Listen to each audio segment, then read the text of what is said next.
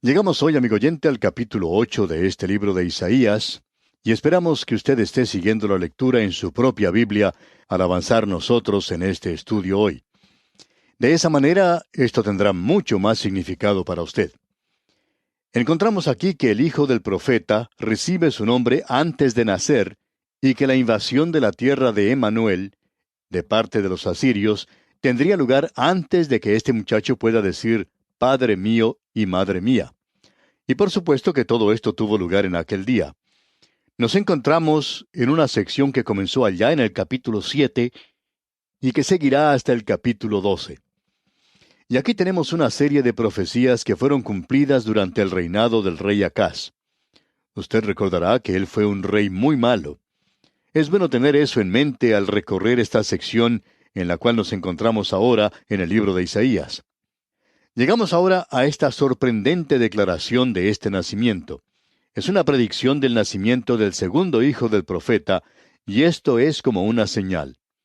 En el primer versículo de este capítulo 8 leemos, Me dijo Jehová, toma una tabla grande y escribe en ella con caracteres legibles tocante a Maher Salal Asbaz. Podemos notar que el nombre de este muchacho es bastante sorprendente. Si usted pensó que el otro hijo que se llamaba Sear Jasub era algo bastante difícil de comprender, eso lo vimos en el capítulo anterior, pues debe tratar de pronunciar este para ver cuál es más difícil. ¿Le gustaría a usted llevar un sobrenombre como este por el resto de su vida? Eso es lo que sucedió aparentemente con este muchacho. No sabemos cómo se le llamaba familiarmente, quizá era un nombre más corto, o quizá se le llamaba por algo completamente distinto.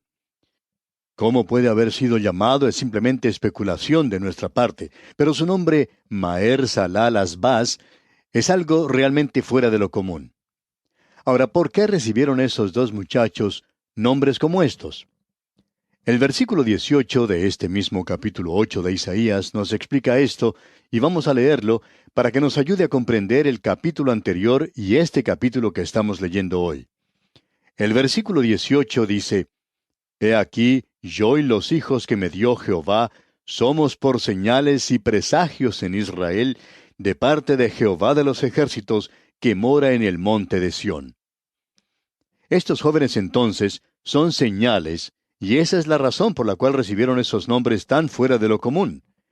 Creemos que sería conveniente analizar en este momento el significado de este nombre que tenemos ante nosotros. Este nombre quiere decir, apresuraos a tomar el despojo. Ahora, ¿qué se quiere decir con eso? Bueno, diríamos que su significado es sencillamente lo siguiente. Dios está contra aquellos que están contra nosotros. Y el apóstol Pablo ya lo dijo de la siguiente manera, si Dios es por nosotros, ¿quién contra nosotros? Este también era el mensaje para este hombre que se encontraba en el trono en esa época, el rey Acaz. Él era un hombre sin Dios. Y Dios está tratando de alcanzarle a él, y lo que Isaías tendría que hacer, y este es un mensaje directo a Isaías, es que él tenía que tomar una tabla grande, no sabemos qué clase de tabla sería, pero tenía que ser una tabla grande, y él tenía que colocarla en un lugar prominente, y en ella él tenía que escribir con caracteres bien legibles con respecto a este muchacho. Y lo que Dios está diciendo es lo siguiente, yo quiero que eso esté escrito de tal manera que la persona más humilde en el reino pueda verlo y leerlo, y también que pueda comprender el significado de esta palabra compuesta que se menciona aquí. Usted tiene que darse cuenta que Dios está tratando de enviar un mensaje a ese hombre que está ocupando el trono. Él está usando el nombre del primogénito, Sear Jasub, y ese es un nombre bien diferente también. Y ahora se nos presenta a Maher Salal Asbaz, que como hemos dicho significa apresuraos a tomar el despojo. Y quiere decir sencillamente que Dios está contra aquellos que están contra nosotros. Ese era el mensaje para este hombre. Notemos ahora lo que dice el versículo 2 de este capítulo 8 de Isaías. Y junté conmigo por testigos fieles al sacerdote Urías y a Zacarías hijo de Jeberequías. Y aquí tenemos algunos otros nombres diferentes. Se menciona aquí a Urías, y eso significa Jehová es mi luz. Y Zacarías quiere decir Jehová recuerda. Y Jeberequías significa Jehová bendecirá. Por cierto que tenemos aquí una combinación de nombres muy interesantes, ¿no le parece? De modo que cuando estas personas tienen que decir sus nombres dicen, Jehová es mi luz. El otro dice, el propósito de Jehová es el de bendecir. Y el hijo de éste es gracia de Dios, es decir, él nunca olvidará a su pueblo. Todo esto es interesante, ¿no le parece, amigo oyente? Usted puede apreciar que en todas las acciones de Isaías, en todo lo que él está haciendo, hay un mensaje para este pueblo. Es decir, que está hablando en una forma de televisión. Aquí es como si actores estuvieran representando todo esto, escribiéndolo, presentándolo de tal manera que el pueblo recibiera ese mensaje. Es decir, que aquí tenemos una parábola pictórica. El Señor Jesucristo utilizó ese método también. Y una de las razones era la siguiente. La gente puede observar un cuadro o escuchar un cuadro, y uno puede escuchar eso de una manera muy sencilla y la puede comprender mejor. Eso es lo que tenemos aquí. Para muchos, la televisión es una pérdida de tiempo, y hay veces que nos sentamos ante ese aparato mirando cosas que usted y yo, bajo otras circunstancias, en una situación diferente, ni siquiera perderíamos el tiempo en pensar hacerlo. ¿No es esto sorprendente, amigo oyente? Pues bien, Dios conoce la inclinación a estas cosas que tiene la humanidad, así es que Él está tratando de presentar este mensaje aquí a esta gente, y esta es la forma que está usando para hacerlo. Ahora, en el versículo 3, vemos cómo se desarrolla todo esto, y allí nos dice, y me llegué a la profetisa, la cual concibió y dio a luz un hijo. Y me dijo Jehová, ponle por nombre Maher Salal Asbaz. Esta criatura recibió su nombre antes de haber nacido, y ese es el nombre que se le da. Notemos lo que dice ahora el versículo 4. Porque antes que el niño sepa decir, Padre mío y Madre mía, será quitada la riqueza de Damasco y los despojos de Samaria delante del rey de Asiria. Es decir, que este enemigo en el norte está planeando atacar a Judá, y sus ciudadanos serán llevados en cautividad. Pero eso no va a llegar a suceder debido a la capacidad militar o la inteligencia de este rey Acaz para preparar una estrategia. Por medio de esto, él va a lograr una victoria, y es por la gracia solemne de Dios que esto puede tener lugar. Y Dios está presentando eso de una manera muy clara. Ahora, en los versículos 5 al 7 de este capítulo 8 de Isaías, leemos, Otra vez volvió Jehová a hablarme diciendo, Por cuanto desechó este pueblo las aguas de Siloé que corren mansamente, y se regocijó con Resín y con el hijo de Remalías, he aquí por tanto que el Señor hace subir sobre ellos aguas de ríos, impetuosas y muchas, esto es, al rey de Asiria con todo su poder, el cual subirá sobre todos sus ríos, y pasará sobre todas sus riberas. Este es otro de esos pasajes tan destacados de la Escritura. Leemos, desechó este pueblo las aguas de Siloé. Y note usted que se menciona aquí las aguas de Siloé. Ahora, ¿cuáles eran las aguas de Siloé? Bueno, aquí se hace un contraste con las aguas que causan inundaciones y que son mencionadas en el versículo 7, donde dice, He aquí por tanto que el Señor hace subir sobre ellos aguas de ríos, impetuosas y muchas, esto es, al rey de Asiria con todo su poder, el cual subirá sobre todos sus ríos y pasará sobre todas sus riberas. Evidentemente eso se refiere al río Éufrates. Allí es donde estaba localizada Siria. Ellos iban a venir como una gran inundación. En contraste con eso tenemos aquí las aguas de Siloé. Bien, las aguas de Siloé, que se presenta aquí en contraste con Éufrates, y el Éufrates llega como una gran inundación, pero aquí Siloé es algo manso. Dice que sus aguas corren mansamente. Así es que tenemos aquí este contraste. El Éufrates representa juicio y Dios está dando un mensaje aquí. Ahora las aguas de Siloé corren mansamente. Era ese pequeño manantial que hay allí, no es de mucha importancia en el día de hoy, no tanto como lo era en aquel día, y fluye en cierto modo hoy entre el monte Sión y el monte Moria, y si usted está escuchando bien, usted puede escuchar una voz mucho más dulce que la música que produce esta agua que fluye mansamente al correr entre los montes de Sión y Moria. Amigo oyente, ¿qué mensaje el que tenemos en esa pequeña corriente? Es la historia de la gracia y el monte Sión se presenta en contraste al monte Sinaí, el cual significa la ley. Y el monte Moria fue el lugar donde Abraham presentó en sacrificio a su hijo. Fue en ese lugar donde David compró la era de Arauna, y allí es donde Salomón construyó el templo. Y hacia el final de ese montículo rocoso se encuentra el Gólgota, donde Cristo fue crucificado. Y eso también nos habla de la gracia, porque allí fue donde Dios se proveyó a sí mismo de un cordero.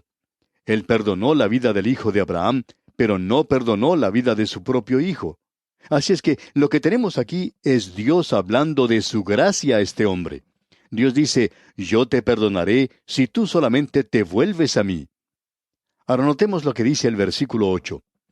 Y pasando hasta Judá, inundará y pasará adelante, y llegará hasta la garganta, y extendiendo sus alas, llenará la anchura de tu tierra, oh Emmanuel. Podemos apreciar que Dios permitió que los asirios invadieran el territorio, pero nunca les permitió que tomaran Jerusalén. Luego en el versículo 9 dice, Reuníos pueblos y seréis quebrantados. Oíd todos los que sois de lejanas tierras, ceñíos y seréis quebrantados, disponeos y seréis quebrantados.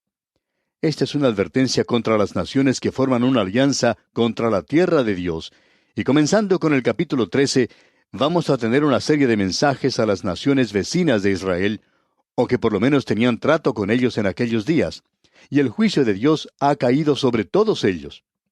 Esa sección que comprende los capítulos 13 hasta el 35 es, según nuestro juicio, una de las secciones más destacadas de la palabra de Dios. La mayor parte de esa sección está llena de profecías. Dios dice que usted nunca tendrá éxito contra su propósito aquí sobre la tierra. Es interesante notar que hoy las naciones del mundo ya no buscan la sabiduría de Dios ni el consejo de Dios. Pero Dios tiene un propósito, amigo oyente, y su propósito primordialmente prevalecerá. Y si alguna nación se dirige en dirección contraria, entonces el juicio, el castigo de Dios, caerá sobre esa nación. Luego dicen los versículos 10 al 12 de este capítulo 8 de Isaías, Tomad consejo y será anulado, proferid palabra y no será firme, porque Dios está con nosotros. Porque Jehová me dijo de esta manera con mano fuerte, y me enseñó que no caminase por el camino de este pueblo, diciendo, No llaméis conspiración a todas las cosas que este pueblo llama conspiración, ni temáis lo que ellos temen, ni tengáis miedo. Judá no tenía que alarmarse a causa de esta conspiración, ya que fue el temor lo que causó a aquellos que estaban en el norte a unirse. Y Dios les dice que ellos no tienen que temer lo que los otros temen. Lo que Él está diciendo aquí, en otras palabras, es que ellos no tienen que tratar de buscar a otros para aliarse a ellos. Probablemente podía haber sido Egipto, lo que ellos hicieron más adelante, y lo que provocó una gran tragedia a esas tierras. Luego en el versículo 13 leemos, A Jehová de los ejércitos, a Él santificad, sea Él vuestro temor, y Él sea vuestro miedo. Ellos debían temer a Dios y buscarle solo a Él. Él iba a ser su salvación o una piedra de tropiezo. Y en el versículo 14 leemos, Entonces Él será por santuario, pero a las dos casas de Israel por piedra para tropezar, y por tropezadero para caer, y por lazo y por red al morador de Jerusalén. En cierta ocasión se le preguntó a Cromwell por qué él era un hombre de tanto valor. Él tenía esa reputación. La gente pensaba que él era uno de los hombres más valientes que haya vivido. Y él dijo, He aprendido que cuando uno tiene a Dios, no es necesario temer a ningún hombre. A eso es lo que Pablo se refería cuando dice, Pero nosotros predicamos a Cristo crucificado, para los judíos ciertamente tropezadero, y para los gentiles locura. El Señor Jesucristo, amigo oyente, es la roca. Si usted cae sobre esa roca, puede obtener salvación, puede descansar en ella. Él es el único fundamento y usted puede descansar en eso. Él dice, y el que cayere sobre esta piedra será quebrantado, y sobre quien ella cayere, le desmenuzará. Es decir, que le juzgará. Usted tiene dos cosas para elegir. Usted puede aceptarle a Él o puede rechazarle. Y aquí tenemos otra declaración importante. La encontramos allá en la primera carta del apóstol Pedro, capítulo 3, versículo 15, donde dice, Sino santificad a Dios el Señor en vuestros corazones, y estad siempre preparados para presentar defensa con mansedumbre y reverencia ante todo el que os demande razón de la esperanza que hay en vosotros. Y eso es algo que creemos es necesario que el pueblo que cree en Dios debe hacer. Existe una forma de pensar muy ligera en cuanto a Dios y una falta de reverencia en cuanto a la palabra de Dios. En muchas ocasiones, hasta se pone en ridículo las cosas que son sagradas, hablando ligeramente de ciertas cosas de las cuales no se debería hablar de esa manera. Usted y yo, amigo oyente, necesitamos santificar a Dios el Señor en nuestros corazones. Hay muchas personas hoy, amigo oyente, que no están convencidas que el Señor está en su santo templo. Toda la tierra debe guardar silencio ante Él. Si esa gente creyera que Él estaría en su iglesia este domingo por la mañana, ellos no irían a estar en la playa, no irían al picnic o de paseo, o estarían trabajando en su casa. Estarían junto con usted, amigo oyente, en comunión. Pero yo no les he podido convencer, ¿verdad? Ahora el versículo 19 de este capítulo 8 de Isaías nos dice, «Y si os dijeren, preguntad a los encantadores y a los adivinos que susurran hablando, responded, ¿no consultará el pueblo a su Dios? ¿Consultará a los muertos por los vivos?» Y esto es algo que se está volviendo a poner en popularidad. Dios prohíbe a su pueblo entrometerse en las cosas o sistemas satánicos. Cuando la gente se aparta de Dios, por lo general aceptan lo oculto y lo anormal. Y hoy en día existen muchas personas volviéndose hacia lo oculto. Hay personas que buscan algo en el mundo del espíritu y en los demonios. En ciertos lugares hasta existe iglesias de Satanás. Hay muchos que están adorando a Satanás hoy. Y los creyentes en Cristo tienen que poner mucho cuidado de no entrometerse en cosas como estas. Hay muchos que lo están haciendo y están hablando de echar demonios. Amigo oyente, nosotros no estamos en esa clase de negocios. Nosotros estamos predicando el Evangelio de la gracia de Dios y la palabra de Dios, y eso se hará cargo de los demonios. Amigo oyente, debemos dejar esas cosas a un lado porque son cosas peligrosas y está creciendo muy rápidamente. Creemos que esto es algo real. Hay cierta realidad en esto, lo mismo que sabemos que Satanás es una realidad. Y es por eso que se da aquí esa advertencia. Y es una advertencia que es buena también para nuestros días. Bien, amigo oyente, vamos a finalizar aquí, ya que estos últimos versículos de este capítulo 8 de Isaías revelan el resultado final de vidas en desobediencia que los llevarán al espiritualismo. Y el resultado es tribulación y tinieblas, oscuridad y angustia. Y eso es lo que sucederá cada vez que se tome ese camino. Y bien, amigo oyente, nos detenemos aquí. Le sugerimos leer el capítulo 9 para estar así mejor preparado y que sea más fácil para usted comprender lo que diremos en nuestro próximo estudio. Será pues, hasta pronto, que el Señor derrame en usted sus ilimitadas bendiciones, es nuestra ferviente oración.